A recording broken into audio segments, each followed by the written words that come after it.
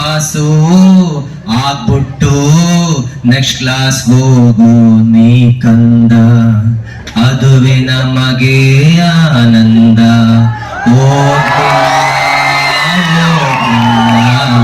ಎಷ್ಟು ಬಡ್ಕೊಂಡ್ರು ಓದ್ಲಿಲ್ಲ, ಟೀಚರ್ಸ್ ಮಾತು ಕೇಳಲಿಲ್ಲ, ಪೇರೆಂಟ್ಸ್ ಮಾತಿಗೂ ಬೆಲೆ ಇಲ್ಲ, ಅಲ್ಲಿಗೆ ತಗೊಂಡ್ಬಂದ್ಬಿಟ್ಟಿದ್ದಾರೆ. ಹಂಗಾಗಿ ನಾನ್ ನಿಮ್ಮ ಹತ್ರ ರಿಕ್ವೆಸ್ಟ್ ಮಾಡ್ಕೊಳೋದೇನು ಅಂದ್ರೆ, ಮೊನ್ನೆ SSLC ನಲ್ಲಿ 100ಕ್ಕೆ 100 ತೆಗೆದಂತ 625ಕ್ಕೆ 625 ತೆಗೆದಂತ ರಂಜನ್ ಅನ್ನೋ ಹುಡುಗನ ಪೇಪರ್ ಅನ್ನ ನೋಡುವಂತ ಅವಕಾಶ ಸಿಕ್ತು. ಓಕೆ ರಂಜನ್ ಅಂತ ಒಂದು ಸ್ಟೂಡೆಂಟ್ ಪೇಪರ್ ಅನ್ನ ನೋಡುವಂತ ಒಂದು ಅವಕಾಶ ಸಿಕ್ತು. SSLC ಬೋರ್ಡ್ಗೆ ಬೇರೆ ಬೇರೆ ಕೆಲಸದ ಮೇಲೆ ನಾವು ಹೋಗ್ತಾ ಇರ್ತೀವಿ. ಹೋದಾಗ ಇದನ್ನ ಪಬ್ಲಿಕ್ ಅಲ್ಲಿ ಹೇಳ್ಬಾರ್ದು, ರಿಪೋರ್ಟರ್ ಬೇರೆ ಇದಾರೆ, ಆದ್ರೂ ಕೂಡ ಹೇಳ್ತೀನಿ ಸರ್, ಇದು ಆಫ್ ದ ರೆಕಾರ್ಡ್. ನನಗೆ ಇದು ಸುಮಾರು ವರ್ಷಗಳ ಹಿಂದೆ ನಡೆದಿದ್ದು. ಫಸ್ಟ್ ಟೈಮ್ ರಂಜನ್ ಅನ್ನೋ ಹುಡುಗ SSLC ನಲ್ಲಿ 625ಕ್ಕೆ 625 ಅಂತ ತೆಗೆದ್ಬಿಟ್ಟಿದ್ದಾನೆ. ಆ ತೆಗೆದ ಮೇಲೆ ನನಗೆ ಕುತೂಹಲ, ಬೋರ್ಡ್ ಅಲ್ಲಿ ಏನಕ್ಕೋ ಕೆಲ್ಸಕ್ಕೆ ಹೋಗಿದೀವಿ, ಆ ಪೇಪರ್ ನ ನೋಡ್ಬೇಕಲ್ಲ ಅಂತ ಹೇಳಿ ನಾನು ನನಗೆ ಆತ್ಮೀಯರಾಗಿದ್ದಂತ ಒಬ್ರು ಅಧಿಕಾರಿಗಳ ಹತ್ರ ಕೇಳಿದೆ, ಸರ್ ರಂಜನ್ದು ಪೇಪರ್ ಹೆಂಗಿದೆ ಅಂತ ನನಗೆ ಟೀಚರ್ ಆಗಿನೇ ನನಗೆ ಕುತೂಹಲ ಇದೆ ಸರ್, ನೋಡ್ಬೇಕು ಅಂತ ನಾನು ಕೇಳಿದೆ. ಅದಕ್ಕೆ ಅವರು ಯಾವುದೇ ಕಾರಣಕ್ಕೂ ಆಗಲ್ಲ ಉಮಾ ಮಹೇಶ್, ಕೇಳಲೇಬೇಡ ಅದನ್ನ. ಆದ್ರೆ ಅದು ಪವರ್ ಇರೋದು ಯಾರಿಗೆ ಅಂದ್ರೆ, ಆ ಹುಡುಗನೇ ಏನಾದ್ರು ಅದನ್ನ ಅರ್ಜಿ ಹಾಕಿ ಅದನ್ನ ಜೆರಾಕ್ಸ್ ಕಾಪಿ ತಗೊಂಬೋದಾಗಿತ್ತು, ನಿಂಗೆ ಹಂಗೆಲ್ಲ ಕೊಡಕ್ ಬರಲ್ಲ ಅಂತ ಹೇಳಿದ್ರು. ಆದ್ರೂ ನಾನು ಬಿಡ್ಲಿಲ್ಲ, ಏನಾದ್ರೂ ಮಾಡಿ ನೋಡಿ ಸರ್, ನಾನು ಯಾರಿಗೂ ಹೇಳಲ್ಲ ಅಂತ ಹೇಳಿ ಅವ್ರ ಹತ್ರ ಕೇಳಿದಕ್ಕೆ ಅವನ ಪೇಪರ್ಗಳನ್ನ ತಕ್ಕೊಟ್ರು. ಎಷ್ಟು ಚೆನ್ನಾಗಿ ಬರ್ದಿದ್ದಾನೆ ಅಂದ್ರೆ, ಆ ಪ್ರಿಂಟ್ ಅಂತಾರಲ್ಲ ಪೇಪರ್, ಒಂದು ಚಿತ್ತಿಲ್ಲ, ಒಂದು ಕಾಟಿಲ್ಲ, ಅಷ್ಟು ಚೆನ್ನಾಗಿ ಆ ಹುಡುಗ ಬರ್ದಿದ್ದ. ಅದನ್ನ ನೋಡಿದ್ಮೇಲೆ ನನ್ಗೆ ಅನ್ನಿಸ್ತು, ಎಷ್ಟು ಶ್ರದ್ಧೆಯಿಂದ ವಿದ್ಯಾರ್ಥಿಗಳು ಸ್ಟಡಿ ಮಾಡ್ತಾರೆ ಅಲ್ವಾ ಅಂತ.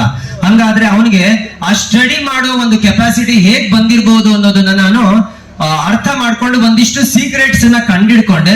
ಅದನ್ನ ಒಂದ್ 2-3 ನಾನು ತಮ್ಮ ಹತ್ರ ಹಂಚ್ಕೊಳಕ್ ಇಷ್ಟ. ಕೆಲಸ ಮಾಡ್ಬೇಕಾದ್ರೆ ಒಂದ್ ಘಟನೆ ನಡೀತು. ತುಮಕೂರಿಗೆ ವಾಪಸ್ ಬರ್ತಾ ಇದ್ದೀನಿ ನಾನು. ವಾಪಸ್ ಬರ್ತಾ ಇರ್ಬೇಕಾದ್ರೆ ಅವತ್ತು ನನ್ನ ಹತ್ರ ಇದ್ದಿದ್ದು 500 ರೂಪಾಯಿ ನೋಟ್ ಮಾತ್ರನೇ, ಬಿಟ್ರೆ ದುಡ್ಡಿಲ್ಲ ನನ್ನ ಹತ್ರ ಅವತ್ತು. ಇವಾಗಿನ ತರದ್ದೆಲ್ಲ ಮೊಬೈಲ್ ಅಲ್ಲಿ ಪೇ ಮಾಡೋ ತರ ಇರ್ಲಿಲ್ಲ ಆವಾಗ. ನನ್ನ ಹತ್ರ 500 ರೂಪಾಯಿ ಇದೆ, BMTC ಬಸ್ ಗತ್ತದೆ, ನಾನು ಮೆಜೆಸ್ಟಿಕ್ ಬರೋದ ಅಂತ ಹೇಳಿ ಆ ಮೆಜೆಸ್ಟಿಕ್ ಬರಕ್ಕೆ BMTC ಬಸ್ ಹತ್ತಿದೀನಿ. ಟಿಕೆಟ್ ಅನ್ನ ತಗೊಳಕ್ಕೆ ಅಂತ ಹೇಳಿ ಜೇಬಿಂದ ನಾನು 500 ರೂಪಾಯಿ ತಗೊಂಡು ಹಿಡ್ಕೊಂಡಿದೀನಿ. ಕಂಡಕ್ಟರ್ ಬರ್ತಾ ಇದಾರೆ, ಅವಾಗೆಲ್ಲ ಬ್ಯಾಗ್ಗಳು ಇರ್ತಾ ಇತ್ತು ಕಂಡಕ್ಟರ್ ಹತ್ರ. ಬರ್ತಾ ಇದ್ರು, ಬ್ರೇಕ್ ಹೊಡಿತಿದಂಗೆ ನನ್ನ ಕೈಯಲ್ಲಿ ಇದ್ದಿದ್ದ 500 ರೂಪಾಯಿ ಹೋಗಿ ಕಂಡಕ್ಟರ್ ಬ್ಯಾಗ್ ಒಳಗೆ ಬಿದ್ದುಬಿಡ್ತು. ಸಖತ್ ರಶ್ ಇದೆ, ಯಾರು ನೋಡಿಲ್ಲ ಅದನ್ನ, ನನ್ಗೊಬ್ಬನಿಗೆ ಗೊತ್ತಿರೋದು, ಯಾಕಂದ್ರೆ ನಂದೇ ದುಡ್ಡು ಬಿದ್ದಿರೋದು ಒಂದ್ ಬ್ಯಾಗ್ ಒಳಗೆ. ಆಮೇಲೆ ಟಿಕೆಟ್ ಅಂತ ಬಂದ ಅಯ್ಯಪ್ಪ ಕಂಡಕ್ಟರ್. ಅದಾದ್ಮೇಲೆ ಕೊಡ್ರಿ ಟಿಕೆಟ್. ಸರ್ ನಿಮ್ ಬ್ಯಾಗ್ ಒಳಗ್ ಬಿತ್ತು, ಕೊಡಪ್ಪ ದುಡ್ಡು ಕೊಡು ಬೇಗ. ಸರ್ ನಿಮ್ ಬ್ಯಾಗ್ ಒಳಗ್ ಬಿತ್ತು ಸರ್. ದುಡ್ಡು ಕೊಡ ಯಾ ಟಿಕೆಟ್ಗೆ. ಸರ್ ನಿಮ್ ಬ್ಯಾಗ್ ಒಳಗ್ ಬಿತ್ತು ಸರ್, ಬ್ಯಾಗ್ ಒಳಗ್ ಬಿತ್ತು, ದೇವರಣೆಗೆ ಹೇಳ್ತಾ ಇದೀನಿ ಸರ್.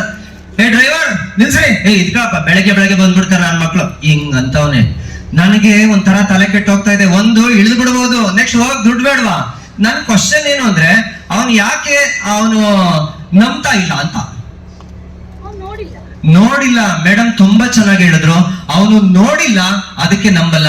ಡಿಯರ್ ಫ್ರೆಂಡ್ಸ್, ನಮ್ ಪ್ರಪಂಚದಲ್ಲಿ ವರ್ತಮಾನದಲ್ಲಿ ನಾವು ನೋಡಿಲ್ಲ ಅಂದ್ರೆ ನಾವು ನಂಬಲ್ಲ, ಆದ್ರೆ ಫ್ಯೂಚರ್ ವಿಷಯ ಇದೆಯಲ್ವಾ, ನಂಬಿಲ್ಲ ಅಂದ್ರೆ ನಾವು ನೋಡಲ್ಲ. ಇವತ್ತಲ್ಲ ನಾಳೆ ನಾನು ನನ್ನ ಜೀವನದಲ್ಲಿ ಶ್ರೇಷ್ಠ ವ್ಯಕ್ತಿ ಆಗೇ ಆಗ್ತೀನಿ ಅಂತ ನಂಬಿಲ್ಲ ಅಂದ್ರೆ ನಾನು ನೋಡಕ್ ಆಗಲ್ಲ ನಾನು ಶ್ರೇಷ್ಠ ವ್ಯಕ್ತಿ ಆಗೋದನ್ನ. ಹಂಗಾಗಿ ನಮ್ಮೆಲ್ಲರಿಗೂ ತುಂಬಾ ಮುಖ್ಯವಾಗಿ ಬೇಕಾಗಿರೋದು ನಂಬಿಕೆ, ತುಂಬಾ ಮುಖ್ಯವಾಗಿ ನಂಬಿಕೆ ಅಂತ. ಶ್ರುತಿ ಅಂತ ನನ್ನ ಸ್ಟೂಡೆಂಟ್, ಆ ಹುಡುಗಿ 612 ಮಾರ್ಕ್ಸ್ ಅನ್ನ ತಗೊಂತು, ಡಿಸ್ಟ್ರಿಕ್ಟ್ ಅಲ್ಲೇನೆ ಟಾಪರ್ ಆಗೋಯ್ತು. ಮೊನ್ನೆ ಎಂಜಿನಿಯರಿಂಗ್ ಮುಗಿಸಿ ಆಚೆಗೆ ಬರ್ಬೇಕಾದ್ರೆ, ನೀನು ಸ್ಯಾಲರಿ ಎಷ್ಟು ಎಕ್ಸ್ಪೆಕ್ಟ್ ಮಾಡ್ತೀಯ ಪುಟ್ಟ ಅಂತ ಕೇಳಿದ್ರೆ, ಸರ್ ನನ್ಗೆ 1 ವರ್ಷಕ್ಕೆ 60 ಲಕ್ಷ ಕೊಟ್ರೆ ಸಾಕು ಸರ್. ಗೌರ್ಮೆಂಟ್ ಸ್ಕೂಲ್ ಹುಡುಗಿ ಅದು ಏನಂದ್ರೆ 1 ರೂಪಾಯಿ ಖರ್ಚು ಮಾಡಿಲ್ಲ, ಗೊತ್ತಲ್ಲ ಫೀಸ್ ಎಲ್ಲ ಏನಿರಲ್ಲ. ಅಷ್ಟೆಲ್ಲ ಕಡಿಮೆ ದುಡ್ಡಲ್ಲಿ ಓದಿ ಏನಂದ್ರೆ ಏನು ಇಲ್ದಿರೋ ಹುಡುಗಿ ಎಂಜಿನಿಯರಿಂಗ್ ಮುಗಿಸಿ ಆಚೆಗೆ ಬರ್ಬೇಕಾದ್ರೆ ಸ್ಯಾಲ್ರಿ ಎಷ್ಟು ಬೇಕು ಅಂದ್ರೆ 60 ಲಕ್ಷ ಕೊಟ್ರೆ ಸಾಕು ಒಂದ್ ತಿಂಗಳಿಗೆ. ಅಂದ್ರೆ ಒಂದ್ ವರ್ಷಕ್ಕೆ ಅಂದ್ರೆ ತಿಂಗಳಿಗೆ 5 ಲಕ್ಷ ಎಕ್ಸ್ಪೆಕ್ಟ್ ಮಾಡ್ತಾ ಇದಾರೆ. ತಿಂಗಳಿಗೆ 5 ಲಕ್ಷ ಎಕ್ಸ್ಪೆಕ್ಟ್ ಮಾಡ್ತಾ ಇದಾರೆ ಅಂದ್ರೆ ಒಂದ್ ಕಂಪನಿಗೆ ಹೋಗಿ ಆ ಕಂಪನಿ ಅವ್ರಿಗೆ 5 ಲಕ್ಷ ಸಂಬಳ ಕೊಡ್ಬೇಕು ಅನ್ನೋದಾದ್ರೆ ಅವ್ರು 50 ಲಕ್ಷದಷ್ಟು ಲಾಭ ಮಾಡ್ಕೊಟ್ರೆ ಮಾತ್ರ ಅವ್ರು 5 ಲಕ್ಷ ಸಂಬಳನ ಕೊಡ್ತಾರೆ. ಹಂಗಾದ್ರೆ 50 ಲಕ್ಷದಷ್ಟು ಸಂಪಾದನೆ ಮಾಡ್ಕೊಡ್ಬೇಕು ಕಂಪನಿಗೆ ಅನ್ಬೇಕಾದ್ರೆ ಎಷ್ಟು ಶಾರ್ಪ್ ಇರ್ಬೇಕಲ್ವಾ, ಎಷ್ಟು ಶಾರ್ಪ್ ಇರ್ಬೇಕು ಅನ್ನೋದಾದ್ರೆ ಎಷ್ಟು ಗ್ರಾಸ್ ಮಾಡ್ಕೊಬೇಕು ಅಲ್ವಾ. ಎಷ್ಟು ಗ್ರಾಸ್ಪ್ ಮಾಡ್ಕೊಬೇಕು ಅನ್ನೋದಾದ್ರೆ ಎಷ್ಟು ಟೈಮ್ ಕೊಡ್ಬೇಕು ಅಲ್ವಾ? ಹಂಗಾದ್ರೆ ದಿನದಲ್ಲಿ ನನ್ನ ಟೈಮ್ ಅಲ್ಲಿ ಹೋಗ್ತಾ ಇದ್ರೆ ನನಗೂ ಇವತ್ತಲ್ಲ ನಾಳೆ 5 ಲಕ್ಷ 10 ಲಕ್ಷ ಎಲ್ಲವನ್ನೂ ತಗೊಳಕಾಗುತ್ತೆ. ನಾನ್ ನಿಮ್ಗೆ ಒಂದು ಕ್ವಶನ್ ಕೇಳ್ತೀನಿ, ಗುರಿ ಫಸ್ಟಾ ಪ್ರಯತ್ನ ಫಸ್ಟಾ? ಜೋರಾಗಿ ಹೇಳ್ಬೋದು, ಎಲ್ಲರೂ ಹೇಳ್ಬೋದು, ಜೋರಾಗಿ ಹೇಳ್ಬೋದು. ಗುರಿ ಫಸ್ಟಾ ಪ್ರಯತ್ನ ಫಸ್ಟಾ? ಪ್ರಯತ್ನ. ನೀವ್ ಹೇಳಿರೋ ಉತ್ತರನ ಹಂಗೆ ಇಟ್ಕೊಳ್ಳಿ, ಅದು ರೈಟ್ ಆರ್ ರಾಂಗ್ ಅಂತ ನಾನು ಪ್ರೂವ್ ಮಾಡಿ ತೋರಿಸ್ತೀನಿ. ಪದಗಳಲ್ಲಿ ನಾನು ಹೇಳ್ತಾ ಇದ್ದೀನಿ, ಒಂದನೇದು ಏನಪ್ಪಾ ಅಂದ್ರೆ ಸ್ಟಡಿ ವೆಲ್. ರಿಪೀಟ್ ಮಾಡ್ಬೋದಾ?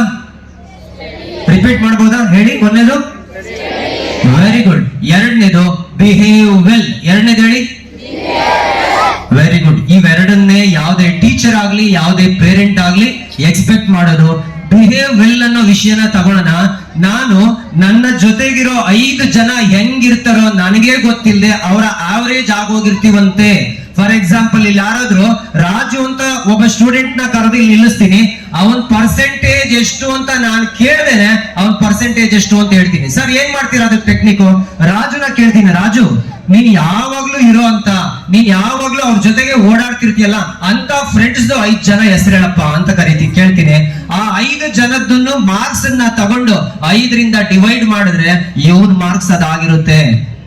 ಅಂದ್ರೆ ನಾವು ನಮ್ ಜೊತೆಗೆ ಯಾರು ಇರ್ತಾರೋ ಅವರಿಂದ ಇನ್ಫ್ಲೂಯೆನ್ಸ್ ಆಗೋಗ್ತೀವಿ. ಅದಕ್ಕೆ ಕಾರಣ ಏನು ಅಂದ್ರೆ ನಮ್ಮ ಬ್ರೈನ್ ಇದೆಯಲ್ಲ 1250 ಗ್ರಾಮ್ ಇದೆಯಲ್ವಾ, ಅದರಲ್ಲಿ 100 ಕೋಟಿಗಿಂತ ಜಾಸ್ತಿ ನ್ಯೂರಾನ್ಗಳಿದಾವೆ. ಅದರಲ್ಲಿ ಸ್ಪೆಷಲ್ ನ್ಯೂರಾನ್ ಏನು ಅಂದ್ರೆ ಮಿರರ್ ನ್ಯೂರಾನ್ ಅಂತ ಅದ್ರ ಹೆಸರು.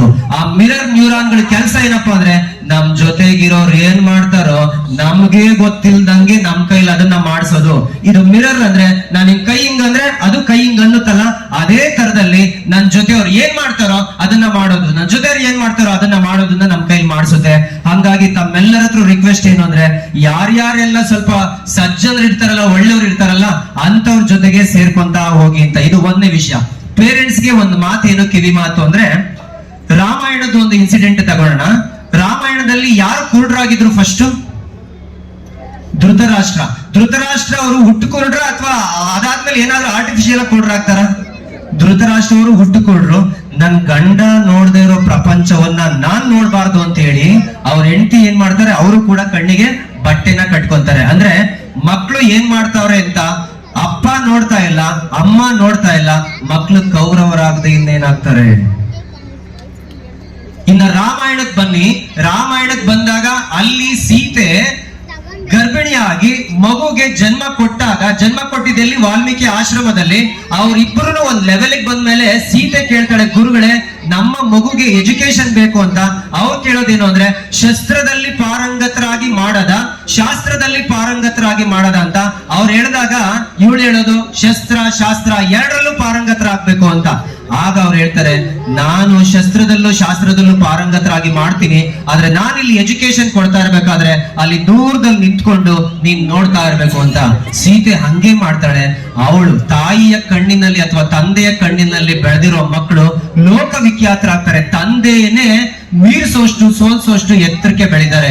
ತಾಯಿ ತಂದೆ ಕಣ್ಣಲ್ಲಿ ಮಕ್ಕಳುಗಳು ಬೆಳಿಬೇಕಾಗುತ್ತೆ. ಹಂಗಾಗಿ ಮಕ್ಕಳು ಏನ್ ಮಾಡ್ತಾರೆ ಅನ್ನೋದನ್ನ ದಯವಿಟ್ಟು ನೋಡಿ. ಟೀಚರ್ ಜೊತೆನಲ್ಲಿ ಕಾಂಟ್ಯಾಕ್ಟ್ ಇಟ್ಕೊಳ್ಳಿ ಪೇರೆಂಟ್ಸ್. ಅಲ್ಲಿಂದ ಆಚೆಗೆ ತುಂಬಾ ಚೆನ್ನಾಗಿ ಜೀವನ ಇಂಪ್ರೂವ್ ಆಗುತ್ತೆ. ಇನ್ನ ಈ ಒಂದೇ ಒಂದು ಚಿಕ್ಕದು ನಂಬಿಕೆ ನಮ್ಮ ಹತ್ರ ಎಷ್ಟಿದೆ ಅನ್ನೋದನ್ನ ನೋಡಕ್ಕೆ ಒಂದು ಎಕ್ಸರ್ಸೈಸ್ ಅನ್ನ ಮಾಡೋಣ. ಕೈಯನ್ನ ಈಗ ನಾನು ಅಬ್ಸರ್ವ್ ಮಾಡಿ ನಾನು ಏನ್ ಮಾಡ್ತೀರಾ ಅದನ್ನ ಮಾಡ್ತಾ ಹೋಗಿ. ಓಕೆ, ಎಲ್ಲರೂ ಸ್ಟ್ರೈಟ್ ಆಗಿ ಕೂತ್ಕೋಬೋದಾ? 2 minutes ಅಲ್ಲಿ ಮುಗಿಸ್ತೀನಿ. ಒಂದು ಚಿಕ್ಕ ಎಕ್ಸರ್ಸೈಸ್ ನಮ್ ಬಗ್ಗೆ ನಮ್ಗೆ ಯಾವ ತರ ಇದೆ ಫೀಲಿಂಗ್ ಅಂತ. ಸ್ಟ್ರೈಟ್ ಆಗಿ ಕೂತ್ಕೊಳ್ಳಿ. ನಿಧಾನಕ್ಕೆ ಉಸಿರನ್ನ ಒಳಗಡೆ ತಗೋಬೋದಾ? ನಿಧಾನಕ್ಕೆ ಉಸಿರನ್ನ ಹೊರಗಡೆ ಬಿಡ್ಬೋದಾ? ಉಸಿರನ್ನ ಒಳಗಡೆ ತಗೋಣ. ಕಾಲೇಜ್ಗೆ ಯಾವತ್ತು ಒಂದ್ ದಿವಸ ಬರೋಂಗಿದೆಲ್ಲ ನಿನಗೆ ಬೇಕೇನೋ ಅಂತಾನೆ. ಆಗ ಯಶ್ ಹೇಳೋದು,